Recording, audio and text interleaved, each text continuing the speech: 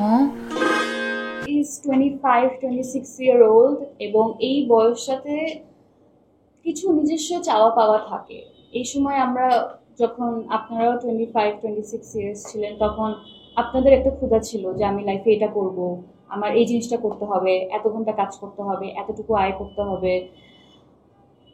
আর এরকমই একটা মেয়ে যখন ওর সিচুয়েশনটা কিছুটা এমন হয় যে ওর মা ওর বাসায় এবং ওর মা অনেক অনেক বছর ধরে হুইল চেয়ার বাউন্ড, তার মানে হচ্ছে যে ওনার মা আসলে হাঁটতে পারেন না, হুইল চেয়ারে থাকেন, হুইল চেয়ার দিয়ে আসলে চলাফেরা যতটুকু করা যায় সেটা করেন। এবং সাবা যদি ওর মাকে বিছানা থেকে উঠিয়ে হুইল চেয়ারে না বসায়, মা কিন্তু এই কাজটা করতে পারবে না। মা কিচেনে যেতে পারবে না, মা নিজে ওয়াশরুমে যেতে পারবে না। সে ফুলি ডিপেন্ডেন্ট পৃথিবীতে একজনের উপর, সেটা হচ্ছে সাবা। এবং এরকম একটা সিচুয়েশনে যদি আসলে একটা মেয়ে থাকে, তাহলে ও কোন দিকে যাবে? ও কি নিজের ওর যে চাওয়া পাওয়া বা ওর যে ব্যক্তিগত ড্রিমস আছে সেই দিকে ছুটবে, নাকি মায়ের প্রতি ওর যেই ভালোবাসাটা আছে, ভালো লাগাটা বা যেই দায়িত্বর জায়গাটা আছে সেটা কে ফুলফিল করবে? তো এটাকে আমার কাছে মনে হয় একটা খুবই কমপ্লেক্স ডিলেমা, যেটা আসলে মানুষের ভিতরটা আসলে বের হয়ে আসে।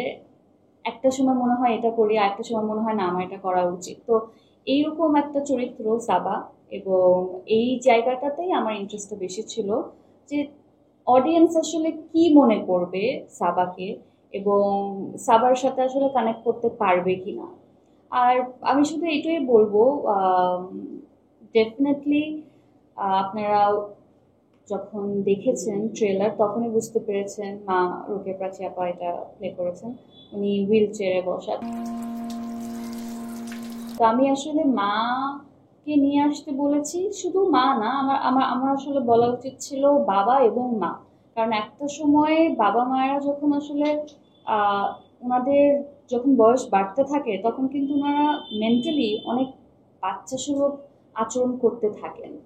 তো তখন কিন্তু মাঝে মাঝে আমাদের কিছু কিছু ক্ষেত্রে একটু রাগ হয়, কিছু কিছু ক্ষেত্রে মনে হয় আল্লাহ এমন কেন করছে, আবার হচ্ছে গিয়ে সেই মায়ার মায়ার জায়গাও থাকে।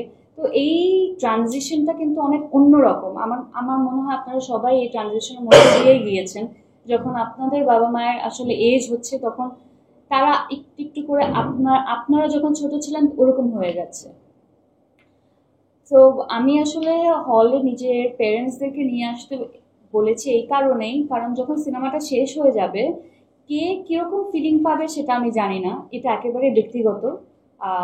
কিন্তু এইটুকু আপনি ফিল করবেন দ্যাট আপনারা অনেক লাকি, দ্যাট আপনার বাবা এবং মা, বাবা কিংবা মা কিংবা দুজন আপনার পাশে বসে আপনার সাথে হেঁটে এসে সিনেমাটা দেখতে পাচ্ছে, তারা সুস্থ আছেন, বেঁচে আছেন, এই ফিলিংটুকু। এই জন্যই আমার এই কথাটা বলা ছিল।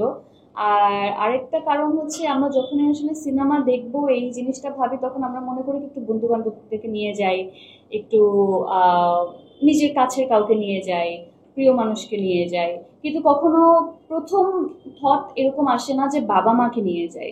তো এটা আমরা কেন ভাবি না? তো সেই জায়গা থেকে আসলে এটা বলা, যে বাবা মাকে নিয়েও সিনেমা দেখতে যাওয়া যায়, because this is a family drama. So বাবা মাকে নিয়ে আপনারা আসবেন, এবং এটাই বলবো তার সিনেমা শেষ হওয়ার পর আপনারা খুবই এমনটা ফিল করবেন দ্যাট থ্যাংক গড আমার বাবা মা আমার সাথে আছে, আমার সাথে হেঁটে আসছে, এখন আমরা একসাথে বাসায় যেতে পারবো, বাবা মাকে দেখতে পারছি। এই এই ধরনের একটা ফিলিং কাজ করবে, যে এটা আমার কাজ করেছিল বলেই আসলে আমি এই জিনিসটা, এই ব্যক্তিগত ফিলিংটা সবার সাথে শেয়ার করি।